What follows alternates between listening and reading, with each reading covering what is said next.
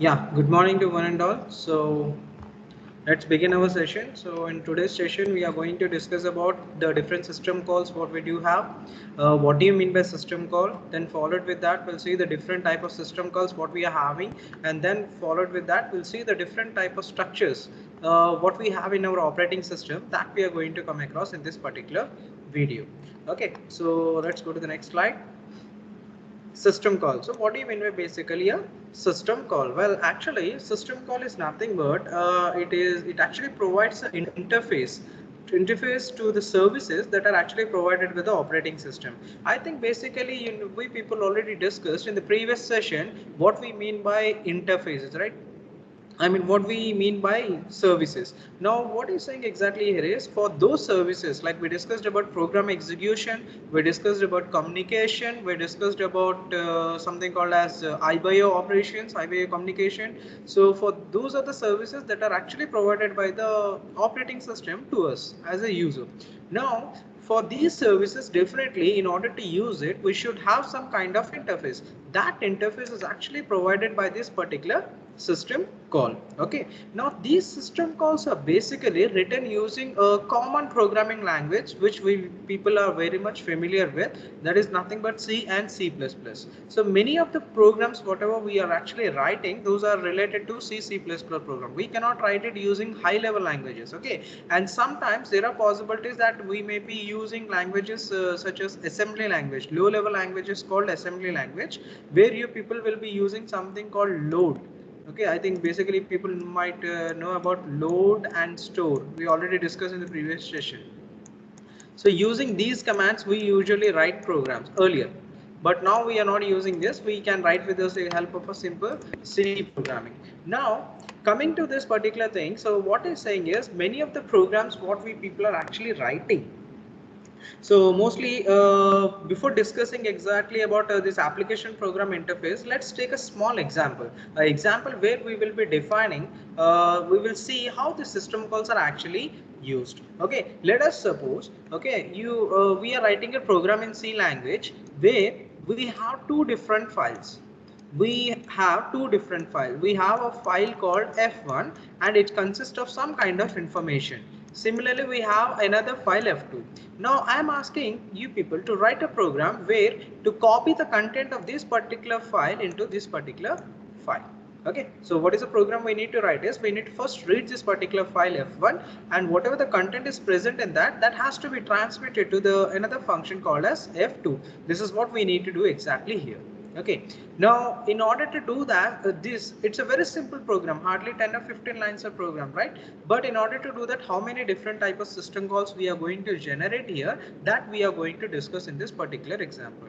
Now we will go in a step-by-step manner. I am not going to represent you with any kind of programming right now, but only will discuss in a step-by-step manner how we are writing a program. So the very first and foremost thing what we need to do here is we need to provide the inputs, right? So what is the first step we need to do? We need to provide the input names for the particular files. So what are the two files we have? So this is your source file and this is your destination file. So what we need to do exactly is we need to provide these two particular names of a file. So when you people are giving the names of this file, what we are going to exactly do here is we are going to type using a keyboard, right? So when you're pressing a character in the keyboard, that has to be taken by the operating system. For that, we will be actually generating a system call. Okay. So first, actually, this is the second one you can say. The first system call is when you people are prompting that enter the name of the files. That is called first system call. Then what he is saying is when you people, now you people what you are doing, you people are writing it up. So you people are typing using a keyboard. So whatever the characters have been printed over there, so whatever the characters you people are typing there, that has to be taken. So for that we need a separate kind of system call. Okay, fine. The names of the files have been received. Fine. So what is the next step? What we need to do is we don't have to do anything. Now the operating system has to come into picture. Why? Now there are several possibilities once you provide the file names. Okay, there are different possibilities that exist when you people have given the source name and the destination name. Now what are the different possibilities we do have here is the first possibility that comes across here is nothing but whether that source file is existing or not.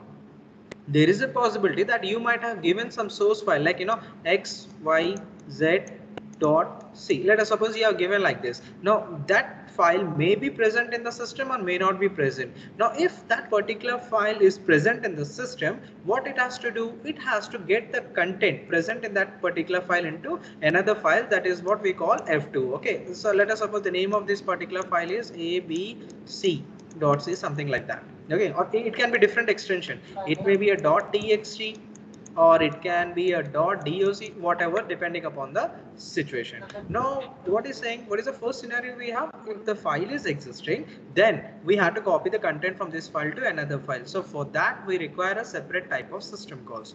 But in case if this file is not existing in the system call, so what is the scenario? Now there are again two possibilities that are going to take place here. What are the possibilities? First thing, it has to display a message stating that that particular file doesn't exist. So for that we need to create a separate system call. We, in the sense here, the operating system is going to create a separate system calls. After that, or else it may ask another possibility. What is another possibility is it may ask you to abort that particular, it may ask you, sorry, to create a new file. It may ask you to create a file with this. Okay, there are different possibilities that do exist. Now for each and every possibility, what happens exactly here is the automatically the values will come up. I means for every possibility whatever we are going to discuss here, so for that a system calls will be generated. Without system calls it is not going to function anything. That is what I mean to say here. Okay, same way coming to the destination also, there is a possibility, there are two possibilities. Maybe this file is existing, well and good, we can copy the data from this and we can store it here. But in case if this file doesn't exist, what we need to do, again two possibilities exist. We may try to open this file, I mean open this, or means by we need to create this file and then open it up. Okay, or what we can do, we can simply abort.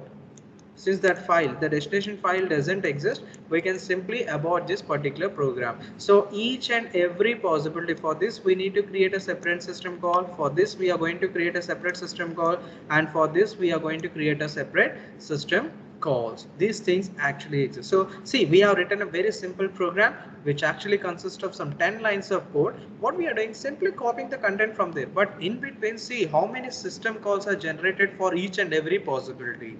Now let us suppose everything is fine, this file is also there, this file is also there, everything is going fine. Now what we need to do, now as we have written the program, we will enter into a looping statement, for loop. Suppose you have written a for loop to read the content one by one, whatever the content is present in this file, one by one you are reading the character and you are storing that information in this particular drive. So how you people are doing that? With the help of a for loop, you people are actually performing this operation. Okay, in the same way, after for this we require another system calls. But now once this process is completed, again the system has to prompt some message that copy has been successful or the content has been copied to the new file successfully. So that message has to be prompted on the screen. For that again we require a separate kind of system call. Now once this is done, finally what we need to do, we need to terminate it. Either we can call end. So this is a system call used. End is a system call that is actually used to terminate the program. So in between you might have observed that how many different type of system for each and every stage you people, we or the system call, the operating system is going to create a several different type of system calls. Now whatever I have explained here, let's see with the help of a small example. Okay, so I'll show you in a diagrammatic way. This is it, this is it. Now if you see here, we do have a source file here, we are having a destination file here.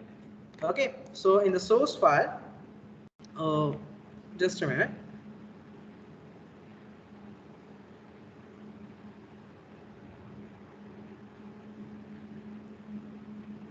Okay, coming to the source file, what exactly happens here is this is a source file from which we want to copy the content into the destination file. Now this is a set of system calls that have been generated. See how many are generated. It's a simple file, hardly 10 lines of code we have written, but for that how many system calls are generated and in what sequence they are generated. So what is the first and foremost thing what we need to do, what I said is we need to provide the name of that particular file, right? The source file name. So that is what he has represented here. Acquire the input file name. So what we need to do in order to do that, we need to prompt the message onto the screen like enter the file name. So that is another system call. Now what we as a user going to do, we are going to type it with the help of a keyboard. So that is what we call it as assets. For that we require another system call.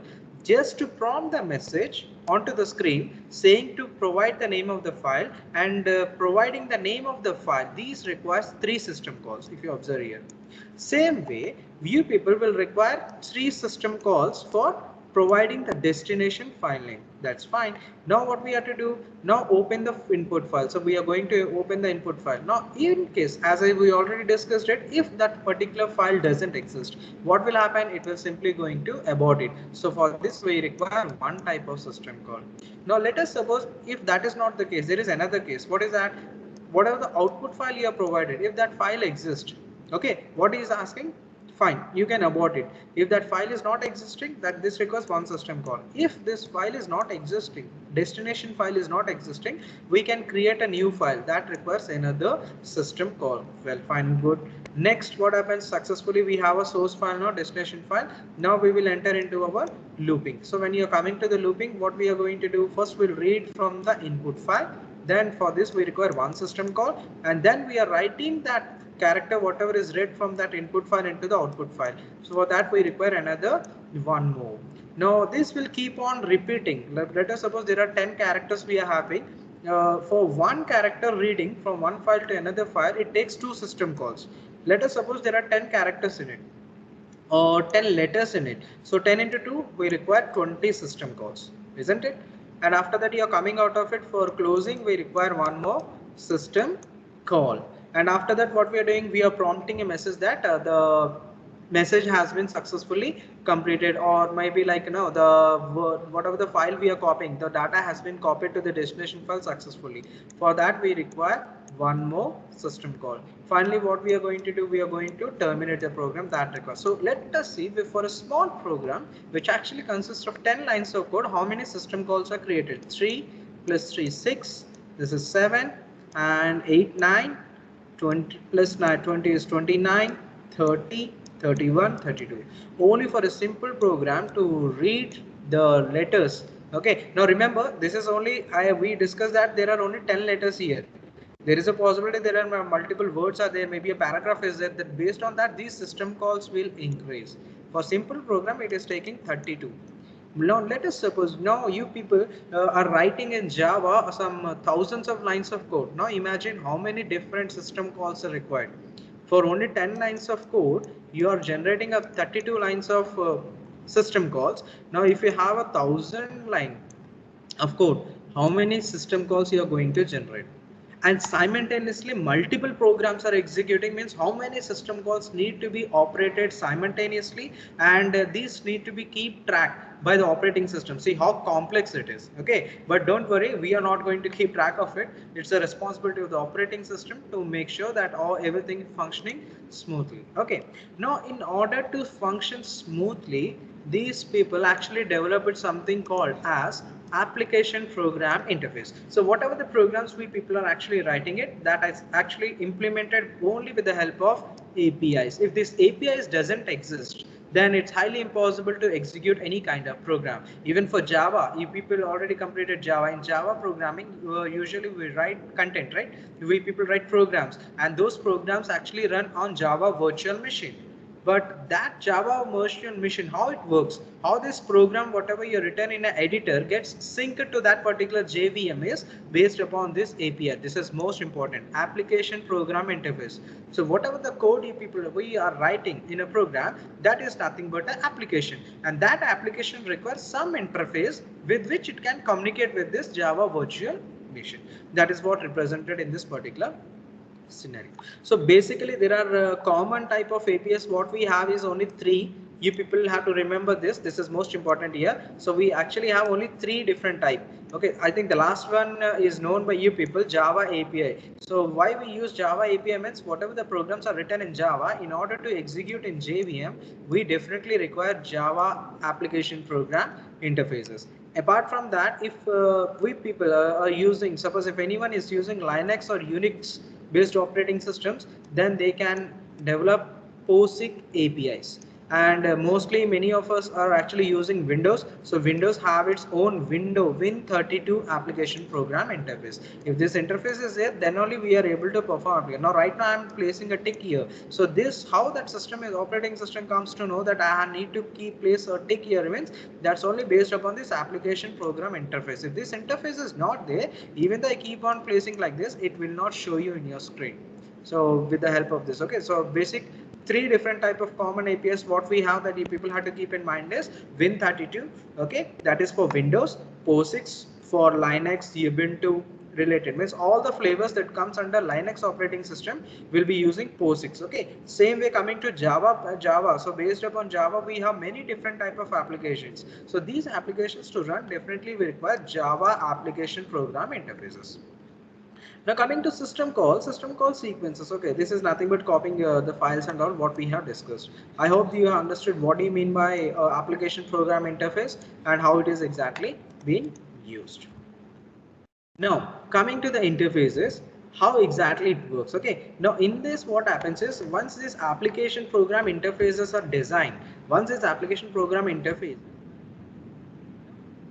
they have we require interface, right? We need a interface in order to make sure this all these APIs are working perfectly. For that they actually developed a system called interface. Now what this system called interface does, I'll show you with the help of a small diagram. Yeah, this is the diagram. Now in this I'll explain it so that you can understand easily. Now in this what it's saying is every system will have a system call in interface. Now after completion of this particular part, I will show you small example with respect to your C program so that you can understand what do you mean by the system call. These are nothing but libraries. In short, what I can say is these are nothing but the libraries which are provided by that particular interface. For example, you people are writing a program in Java. So Java provides libraries, right? That is in a format of packages. Import java.io.package. So that package is what comes under here. That is going to provide, that is the interface. It is providing you the system calls, means the operating system, the system calls, and based on the system calls, your actions, your instructions are getting executed. So here this is the user application. Let us suppose you have written a C program. Okay, you have written a C program, so that is your user application. Now in that you have used a term called open. Definitely I told you in order to open a file we are going to use something called as open command. So this command is actually provided to system call. Now this command will have will be from one of the particular library, maybe like stdio.h or stdconio.h. In one of the two header files this particular function exists. Now that is given to this. So what is this? This is a library, means .h file. From this file it will go to this respective function what you people are given. Now remember on the previous session we discussed about user mode and kernel mode. So till now we are working with the user mode only. So open, so this system call interface will try to find out the way this particular open function is there. From that function it will generate a system call, and that system call will be transferred to this particular kernel. Now from now onwards the system, now we are going to perform operations on kernel mode. Okay, so here we have a mode bit, so that will become 0, right? 0 and 1 we have, 1 for with respect to one of this and 1 with respect to the another one. So here these modes are actually being used. Now every system call, whatever, for example for this open function we have a separate system call. Now that system call will be given one number, one identity, and it will be stored in this particular table. This is the table where we will be storing that. Let us suppose you will have given an open command. This open command will have a system call in this particular library. From that library that system call will be given some number. Let us suppose he has given some random number and he has stored that information in this particular table. Okay, now from this table that particular system call will be called, the operation will be performed here, and whatever the result is there, that result is again transmitted back to your library. From that library that information is again transmitted back to onto your screens. So if you are giving enter two numbers, you are giving printf, that printf will go to this particular system call, means nothing but library. So printf is related to output, so it comes under stdio.h. From that it will try to get that particular system call, it will give the number and it will store here from this particular table. So it will store only one time, later on it will be present in the table. Whenever that printf function comes it will directly go to that particular number. Since number is assigned, it will go to that particular index, and from there it will execute the operation and then it will provide the result, and then finally it will give you the output onto your black screen or in your command prompt screen, or it may be the output screen, whatever you people are using. So that is the whole process related to your interfaces. Okay, that is what he's saying here. So let's go to the next one so that I can show you up. This is the implementation part. As I told you, this is a very nice example shown here how exactly your program works. This is the way how all the programs written in your program, not only programming language, even the applications, whatever you're using, that will be. So this is your application right now. This is your application you people have created. Same way you people are using WhatsApp, you people are using, that is also one kind of application. Here he has shown it with the help of a small program. So this is one application. Let us suppose this is a program. Now what he's doing, he is simply printing a statement called as greetings, return 0. So okay, so what happens here, this print function will be transmitted to the interface. This is C. As I told you, this is a library, right? Standard C library. This is what acting as a interface. This is what we are calling it as interface. Now let us suppose you people have written a program in Java, then this will become a Java library, Java packages. Java. I am writing a short forms here since it's not possible to write perfectly. Okay, so we are going to use something called as Java packages in this particular scenario, where we have written something called as C library. Now this printf function you are giving. Now what you are doing, printf means whatever you have written within that, that should be displayed on the screen. How we can do? So internally what we'll do, this standard C library will call a system call called as write.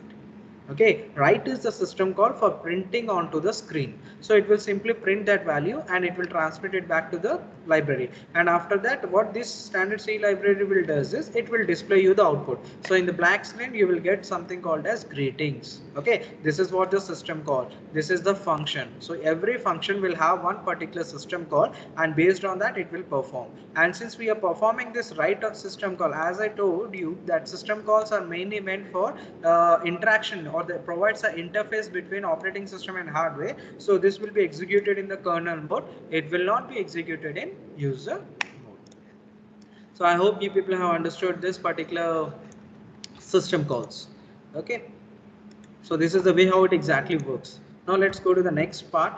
How parameters. So here when we people are talking about system calls here, so system calls are nothing but, you might have seen in the previous slide we have written write and bracket open bracket close, right? So definitely that is a one type of function only, but here since it is executed in kernel mode, we are calling it as system call. Now if this system call also has parameters, we can pass parameters. Okay, now these parameters, whatever we are going to pass it up, okay, these parameters I'll show you.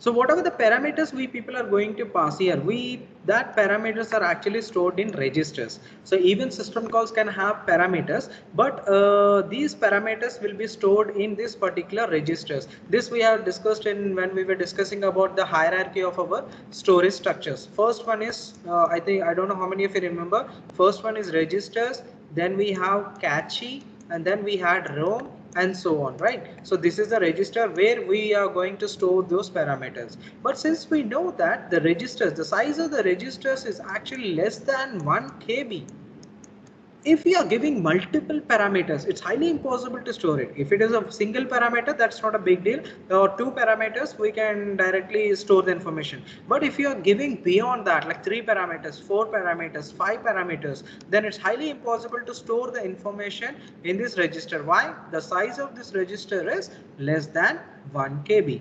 Now we should find for the alternative how we can store. So actually the next alternative what we have here is something like called as, we will store the parameters in the blocks or tables.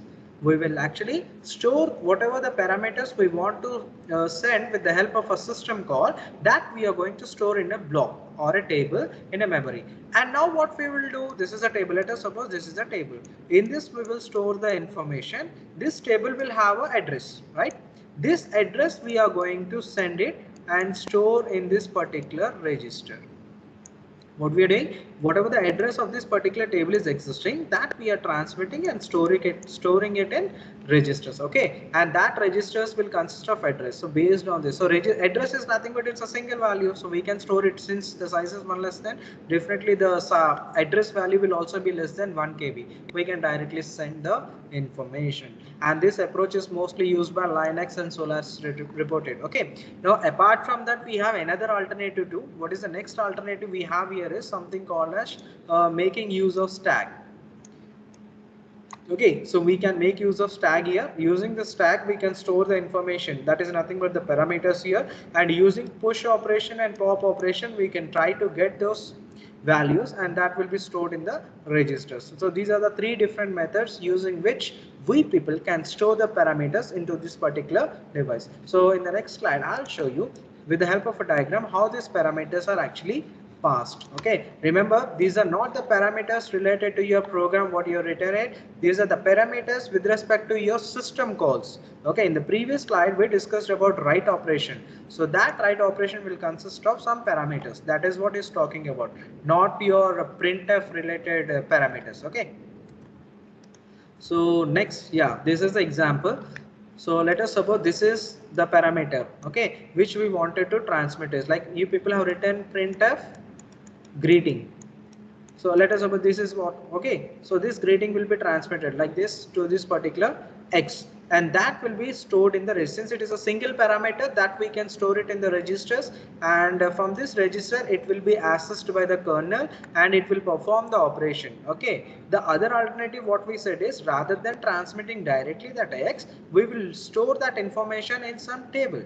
Okay, what it consists of, that it is actually mapped to a system call 13. As I told you, system call interface is going to provide numbers, right? So wherever this particular X is stored and whatever the function has been called, for that which system call we need to use is 13th system call. This has been transmitted. So whatever the 13th system call is here, that will be executing here. Okay, so whatever the code is present for that, that will be executed here, and the parameter X will be transmitted with the help of this. Okay, it may be loaded in the tables or it may be placed in a stack, and based on that it will perform the different operation. It's very easy. Okay, so this, I think you can understand whether if you look at this particular diagram, you can easily, this is a user program, this is your operating system, how it works. So if you look at here, this everything, this is related to your user mode and this is related to your kernel mode. This way it actually works. It's very easy. Fine.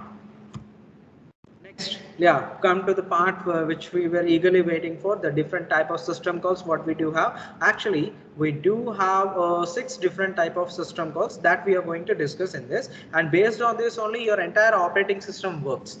Okay, based on this the entire operating system makes use of the system calls. The first and foremost system call is process control.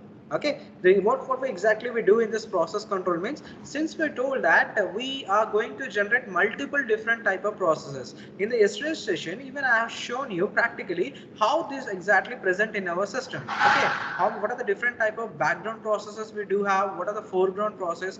Every app you people are opening in your systems, that comes under a process. What do you mean by process? It's nothing but a program under execution is what we call it as a process. You are opening a application. Let us suppose we have opened a VLC media player to run some maybe MP3 video or MP4 video. That comes under a process. Okay, so everything what we are executing right now, we are one process is running in my system which is trying, that is nothing but Teams. Okay, Teams is an app. I have opened it and I'm using this to share the content with you people. So this is what comes under process. Okay, process control. So how to control a process? Every process. So in our system, many processes are getting executed. So all these processes should be controlled by the operating system. Okay, how it is doing it, that we'll see.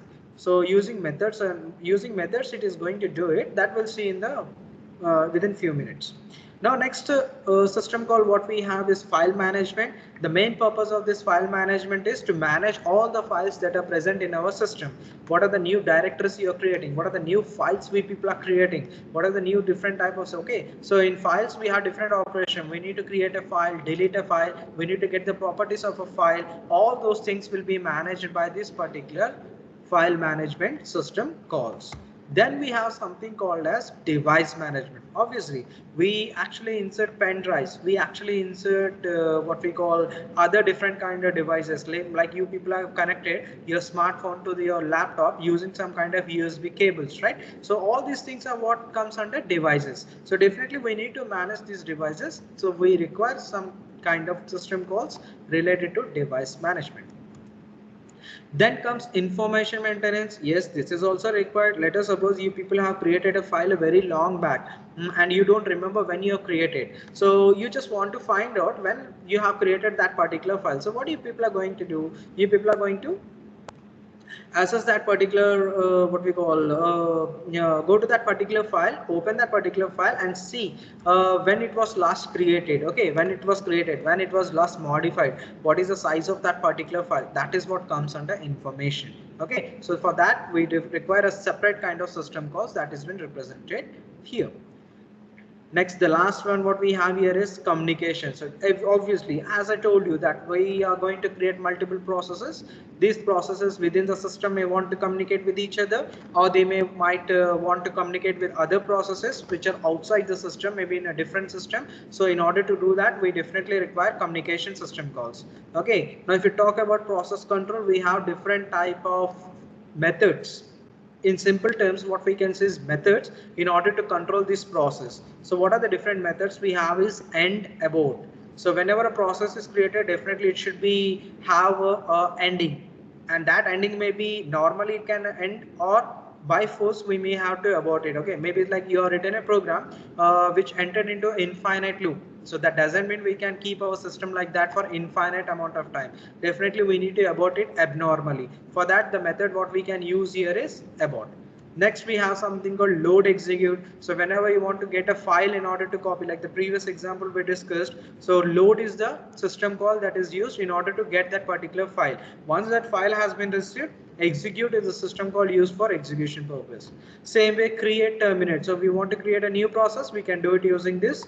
Terminate means we need to terminate that process. Once the process task is completed, suppose you have written a program for copying a file. Once that copying is done, what we have to do? We people have to close that program. So that is done using a system called as terminate. Same way we want to get the attributes and set attributes. Same wait for time, wait events, signal events, allocate and free memory. All these things, all these methods are actually taken care. Okay, all these things are under the control of process control. Okay, next coming to the file management, what we have is definitely, as I told you, file management's responsibilities. They have to create a file, they need to delete a file, open the file, close the file, read, write, reposition, get the attributes, set the attributes. Okay, so all these functions comes under file management.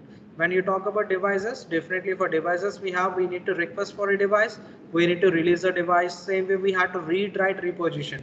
Okay, read, write, reposition, how it comes here? Let us suppose you are taking a pen drive. Your pen drive consists of the file which you want to read. What are you going to do? You're simply going to integrate with your system, and then you'll try to get the information from that particular file, right? Isn't it? From that particular pen drive. That is what is saying in this. And then get attributes, set attributes. And finally, locally attached device, locally detached device. Obviously, once your task is completed, you may want to detach your pen drive from your system, or you may try to attach a new device, so that you can do it with this. Now coming to information maintenance, we have obviously I told you when it is created. Okay, when we have modified it, so get time by date, get set time by date. Then we have get system data, set system data. Okay, similarly we have get the process, file device attributes. Okay, so file device attributes, set process, file device attributes, all these things comes under information maintenance. Finally, communication. So coming to communication, what we have, we need to establish a connection in order to transmit the data. Same way we may, after transmission of the data, we may try to delete that particular information. That also comes under this. Then we have something called sending a message, receiving a message. That should be taken care by the communication protocol system calls. Have transferred status information, so whether that is been reached to the system, I mean to the destination or not, that is taken care by this. So these are some of the attributes. Okay, these are some of the system calls related methods what we have, and all these methods are nothing but, remember, these are functions. Yeah, functions, but these functions we are not going to use it. The operating system is going to use it in this particular scenario that I'm going to show you in the next part. See here. Now, this is a very nice example related to your system call. With this, you should get a clear idea regarding what exactly system calls are. Now, let us see. For process control, what we said, we want to create a process, we want to delete a process. So creating a process, if you are creating a new process if you want to create a new process in window, you have to use this particular function, create process, in your program. But if you're talking about Unix, you have to use something called fork. What is the main purpose of fork is nothing but creating a new process. Same way we have something called as exit process, means once your task is completed, that process has to be terminated. We do it, so if it is successfully done, then we can go for exit process, or else we need to go for some other, like abnormally we are trying to delete it. So that is done using this, using some other kind of function.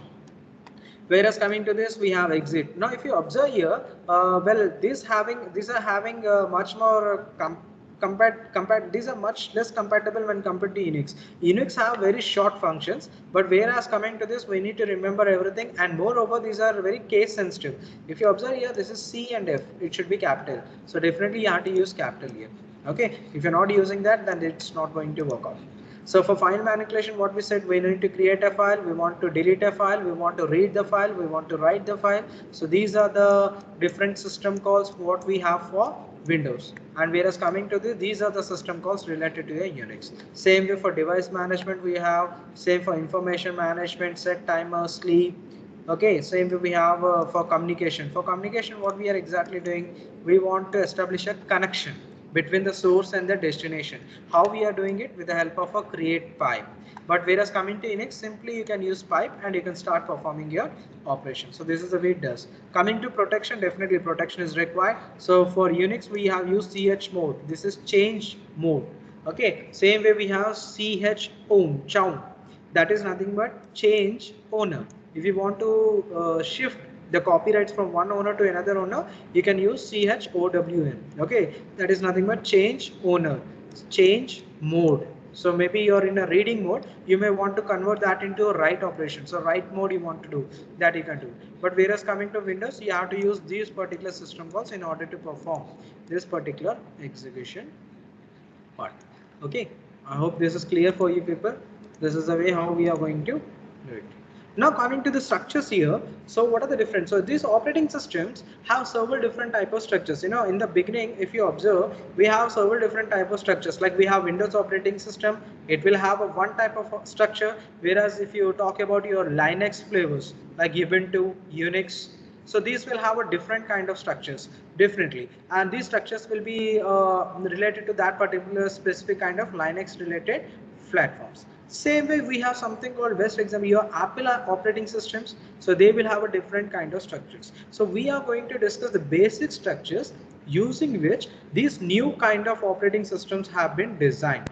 Okay, earlier we don't have, earlier they actually mainly focused on basic level structures. After that, they started elaborating it. Their minds have, the technology has been advanced. Automatically, a more complex operating systems came into picture, and using these structures, they have designed it. So we are going to see those structures here. Okay, so here in this particular thing, we are going to discuss about some 5 different type of structures what we have. Okay, so the first and foremost what we have here is something called as simple structure. We'll discuss about simple structure. That is nothing but your MS-DOS. This is the first structure that has been designed with respect to your operating system. This is the one which came later. Layered approach came into picture due to the drawbacks in this. Then the microkernels came into picture. Then modules. Then hybrid system. Nowadays, many of you have Apple iPhones, Apple Mac MacBooks. Okay, all these operating systems comes under hybrid system. iOS means that this is nothing but the operating system used in your Apple mobile phones. Okay, Android, everyone is very much familiar with that Android operating system. So these are hybrid kind of system, means they have gathered the features from one kind of operating system and the best feature from another kind of operating system. They mixed it up and then they have developed it. That's why this is Android is an open source. Means what do you mean by open source? Whichever is best in any operating system, you can get that feature and you can simply add it to this. So Android become much more advanced. So that we can see in this particular thing. So we will see that one by one. Okay. So first one what we are going to see is a simple structure. So whereas coming to simple structure, earlier when this scientists started developing this operating system, programmers started developing this operating system, they don't have much idea related what need to be done, what has to be done exactly.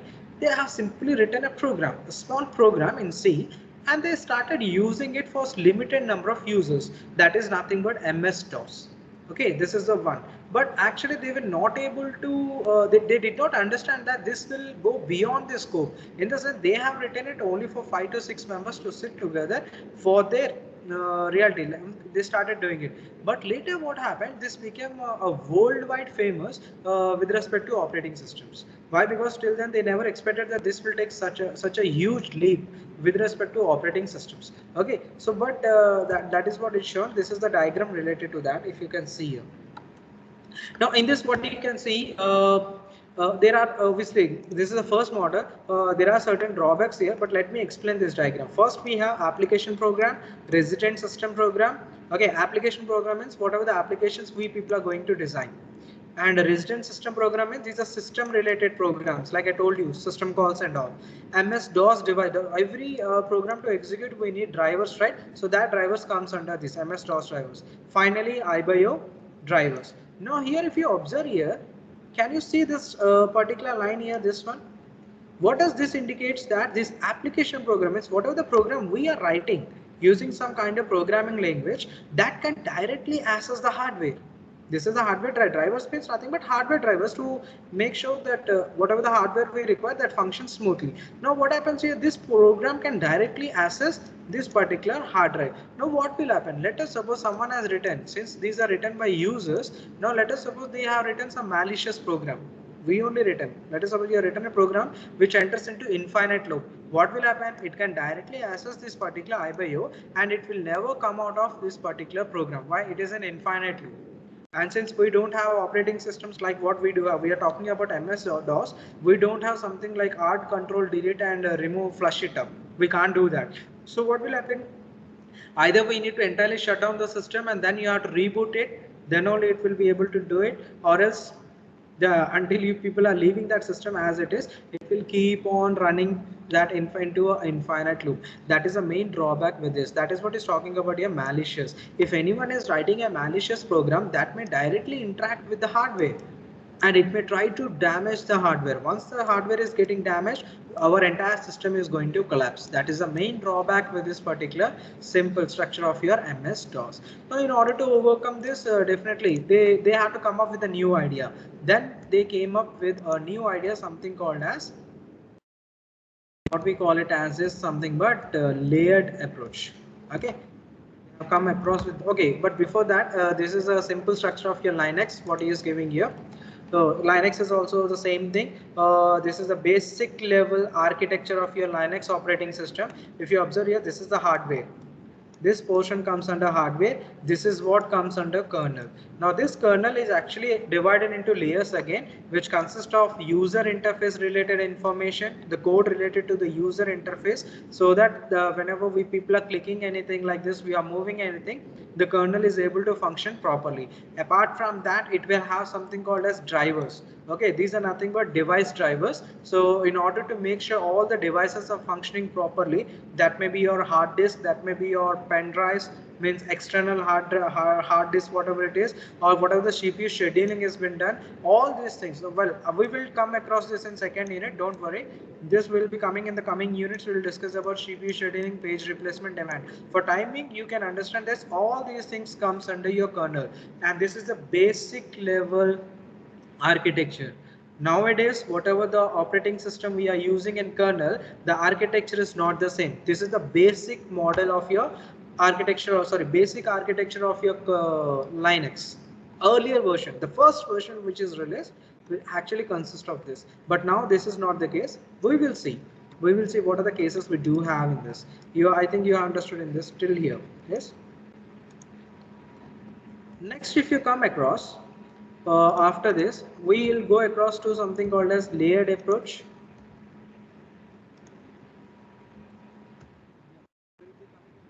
Layered approach. So what exactly happens here? I'll show with the help of a diagram. This is the layered approach we do have here. So in this layered approach, what happens exactly? We will be dividing everything in layers. We will not club it into a single, we will not integrate in a single system. We are actually dividing them into different layers. Like, you know, the first layer consists of hardware, the next layer consists of the operating system which try to access that particular hardware. On top of it, you may be having system programs which will be trying to access the hardware with the help of operating system. Okay, finally we have user interface. Now if you observe perfectly this particular layer, in the first unit in the description, you might have seen I have shown you the layers like this. This is user. Now this is what the system program. Then we had something called as operating system. Finally hardware. I think you can understand. Okay, if you have gone through this video, the previous videos, you will come across this. So this is what the layered approach is using. Now what is the best part of these layers is, whatever the layer is present above one layer, that only can access. For example, layer 1 can access the functionalities with respect to layer 0. Layer 1 cannot try to access the upper layers. Now if you come across this particular layer, this layer can access the functionalities of layer 1 as well as functionalities of layer 0. Same way, coming to the upper layer, this can access the functionalities of next layer, below layer n minus 1. Same way it can access the layer 1 and this can access layer 0. But the reverse is not possible. The second person is not possible. Excuse me.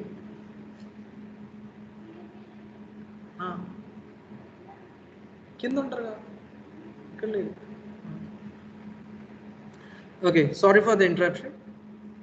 So this is what actually is talking about in this particular case. Okay, this is what he's talking about, layered approach. Only thing you people have to keep in mind here is nothing but, in layered approach, upper layers can access the lower layers, but lower layers cannot access the functionalities of upper layer. That is what is saying in this particular scenario. Okay, next is microkernels came into picture. Microkernels, what happened now? So in this, what happened, as you can see in the Linux operating system, you might have seen that the kernel is having lot of burden there. Why? It is actually taking care of the user interfaces through which the user can interact, as well as it is taking care of the device drivers which will be used for communication hardware. So what happens here, a single kernel is actually maintaining both. It's very typical for kernel. We are actually increasing the burden on a single person to perform all the tasks. It's highly impossible. So in order to overcome this, they have actually developed this microkernels. So in this, what they exactly did is, in the diagram I'll show you. So in this, what exactly they did is, they have removed the unnecessary content, whatever is there, that they have removed from the kernel. Means what is the main purpose of kernel? Interacting with the hardware. So they have placed only those programs which are required to interact with the hardware. What are the programs that are required to interact with the user, that have been removed and stored in the user space? Like we had something called as user mode and kernel mode, right? So kernel mode will consist of the programs with respect to hardware, and whatever the user related mode programs are there, that is nothing but user interfaces programs that are actually stored in user mode, so that the burden on this kernel can be reduced. So that is what actually did in this particular micro kernel. Okay, so that is what exactly. So if you can see the diagram, you can see here. So we have inter-process communication, we have a memory management, we have a CPU scheduling. So these are actually taken care by microkernel. What about the other user interfaces that are actually placed in the higher layer? That is application program, file system management, device drivers. This is what comes. Okay, here it is already provided. This is user mode, kernel mode. That is what he is representing in this particular video.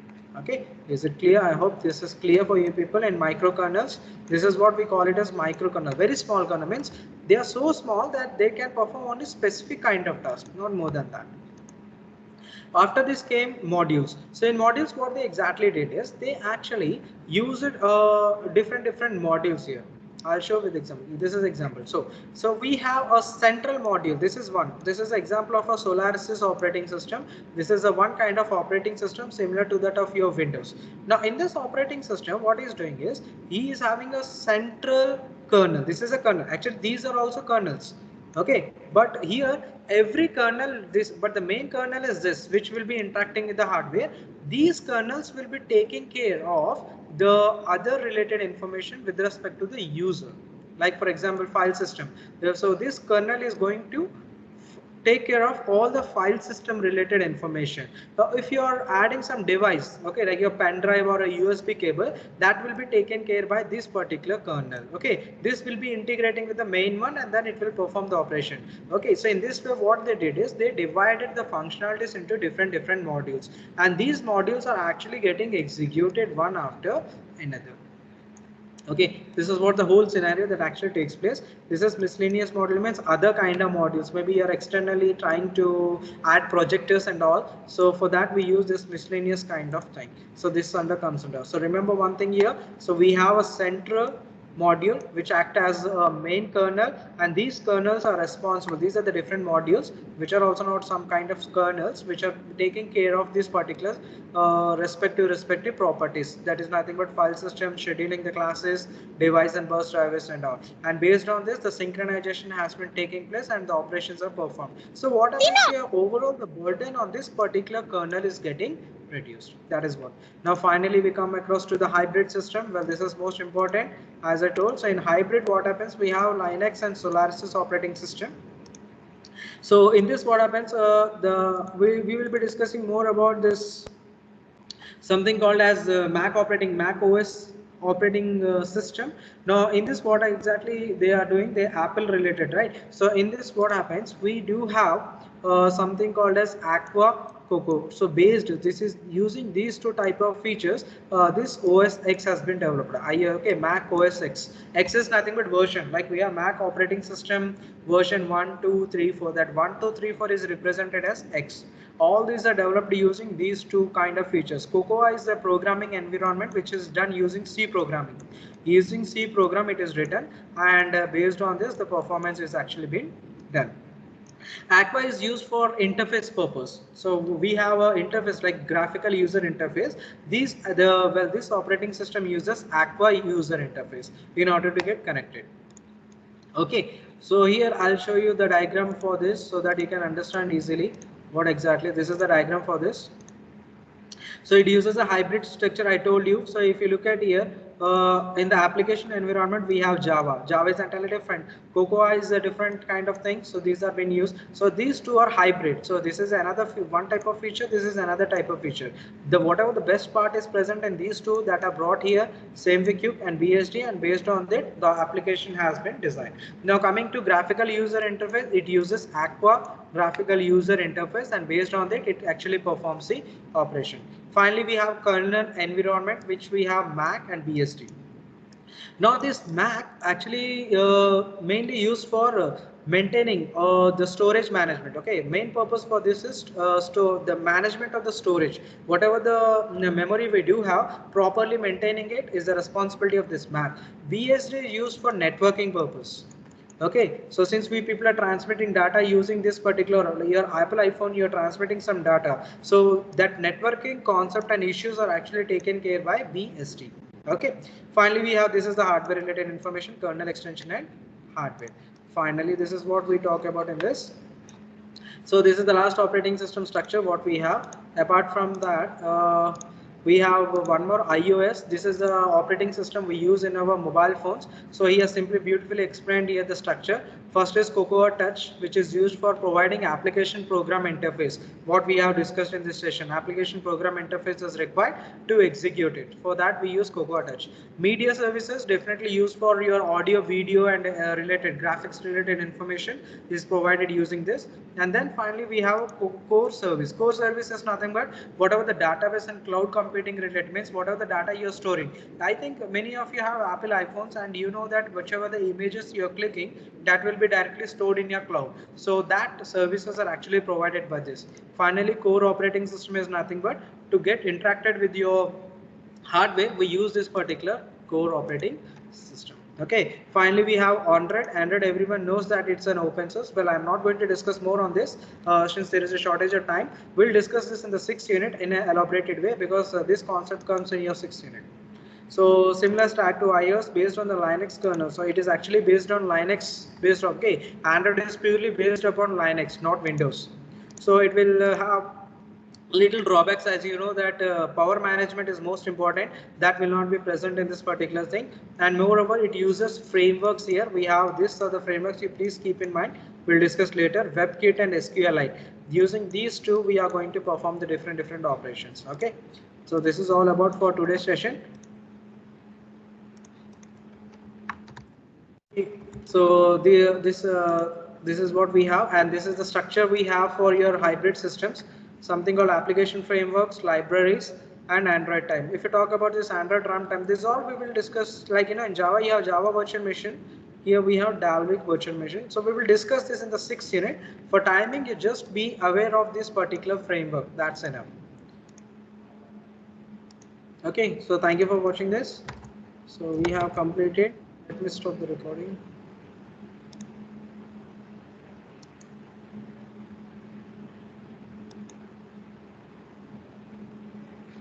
Okay, fine. I'll stop the recording. If you have any doubts, you people can please ask me.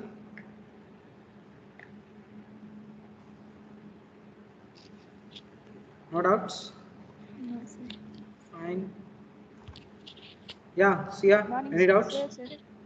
No, sir. Sir, no, sir. Sir, Mohan, can I see? Sir, I have one doubt. The class, sir. Sir is asking to join the class. Hello. Hello. Hello. Sia, do you have any doubts? No doubts? Fine. I'll stop the session then. Yeah, Okay, you can join the next meeting. Okay, sir. Thank you. Thank you, sir. Thank you, sir.